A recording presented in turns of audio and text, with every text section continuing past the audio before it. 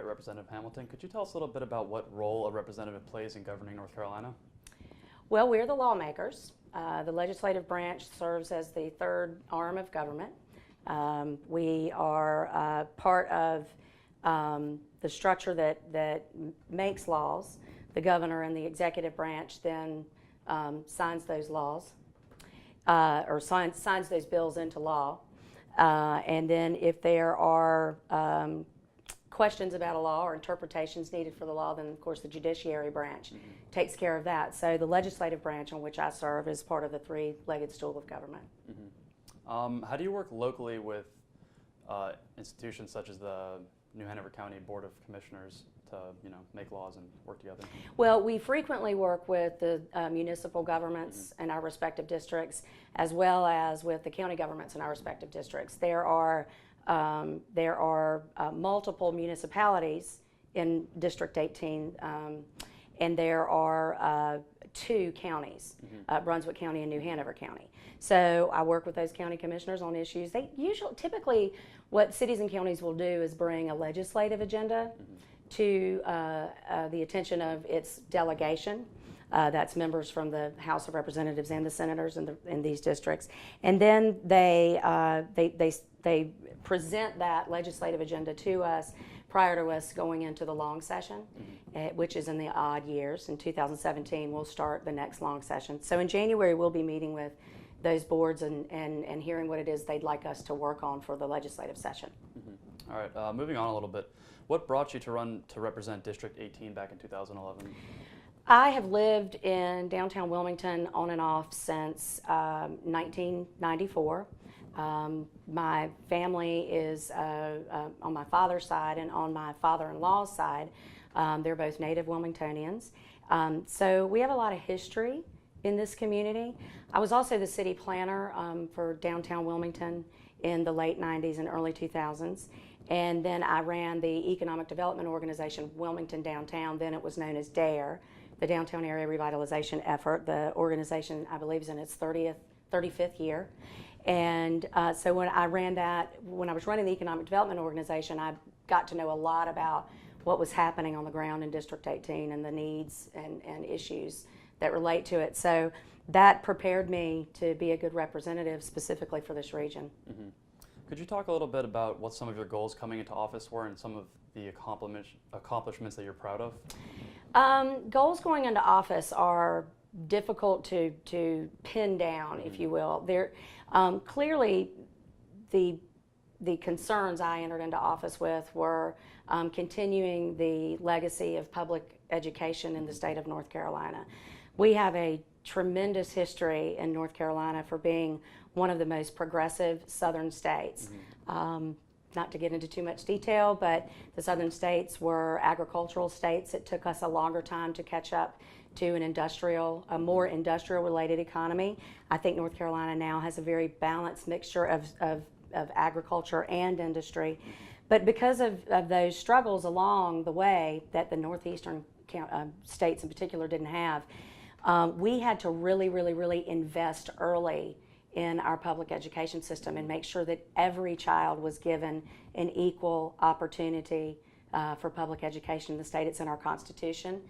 It is the responsibility of the state to adequately fund public education, and that's what I had hoped to accomplish when when I began my first term in 2011. I also have a pretty serious interest in, as you can see, in historic preservation. The first bill I passed was a bill that would allow extended protections to historic buildings in the Central Business District. It would give municipalities and counties more tools to work with in order to preserve those buildings and make that economically feasible for the public. So that was the first bill I passed, and it's one I'm very proud of. Since then, there have been small successes. I worked with Rick Catlin on some engineering legislation a few years ago that made redevelopment along major commercial corridors like College Road, Eastwood Road easier to attain through stormwater regulations, and also working more in a negotiation way with city and county government to redevelop these sites. And of course, obviously, we wanted to protect our environment. The disappointing part for the environment has been the debate about drilling offshore in North Carolina. I am very opposed to offshore drilling, and my concern is that there is, after 6 years of my experience in the legislature since 2011, when the Republican Party took control, I think we're on a slippery slope toward allowing offshore drilling at some point if we don't reverse some of the trends that I'm seeing. Mm-hmm. How do you feel about hydraulic fracturing? Because that's also a bit of a controversial topic in North Carolina. I'm opposed to hydraulic fracturing. That typically would not impact this region as much as it affects the region in the Piedmont and central part of the state. However, one thing that, and I'll mention Representative Rick Catlin again, who's no longer a member of the body, but Rick, in his engineering capacity, was able to explain to us that some of that water that is extracted during the process, it's very polluted, could in fact be injected into our aquifers here because they met a standard that would allow for that. So I worked with Rick to try to keep to outlaw that and keep that from happening. The good news is that what I would call the great compromise of 2012, when the fracking legislation was moving gangbusters through the House and the Senate, we were able to slow it down dramatically, send it to committee, put the right people on the committee that would ask the right questions and demand the right information. And I'm proud to say that since that time, we've not drilled one well in North Carolina. It's absolutely good to hear. Could you talk a little bit about a little bit more about the historic preservation you had while you were a city planner for Wilmington? My specialty was in the downtown area of Wilmington. My first job, if you will, out of college was with the National Register of Historic Places. I was the assistant for the National Register here in North Carolina. I worked under a lady named Linda Evanston, who's still very active in historic preservation and environmental issues in the Raleigh area. And she gave me my first job, and so I fell in love with all things historic preservation, not just in North Carolina, but in other places. I got to see some really interesting things in that job. And I live in a house that was built in 1927, and all that comes with it. Beautiful house. Thank you very much. And we, we're very, that's a root, fundamental part of my personality and the things I spend my time doing outside of family and my professional business. I've served on the Historic Wilmington Foundation for years. I don't currently serve on the board, but I am a past president. And they do great work. And Wilmington is a showpiece for historic preservation. Absolutely. And it's driven our economy in this region in ways no one really ever thought possible. And it's happening all over the United States. And it's an economy for small towns, and preserve those old buildings and people will come. Yeah, it's proven. Changing gears a little bit, could you talk about some of the things you deal with as a representative that your constituents do not see?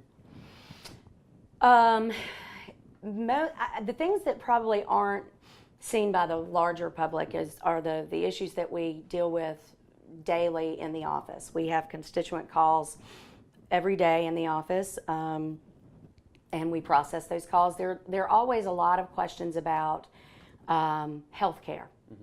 And a lot of questions about Social Security, disability payments, things of that nature. Some we can handle at the state level, and some that we can't handle at the state level.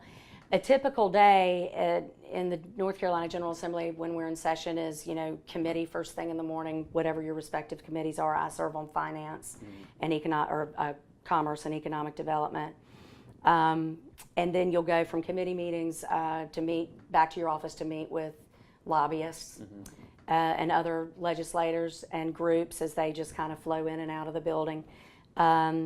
then an hour before our session starts, we go into caucus and we discuss the upcoming legislation on the calendar. And then we go into session and stay as long as we have to. Sometimes it's a long time, and sometimes it's very short. And so that's typically, what we do in a day. We hear legislation and we talk to constituents. All right, cool. Yeah. You touched on this a little bit earlier, but could you talk about some of the specific challenges of the campaigning process in North Carolina, and specifically District 18? Campaigning or governing? Campaigning. Campaigning. I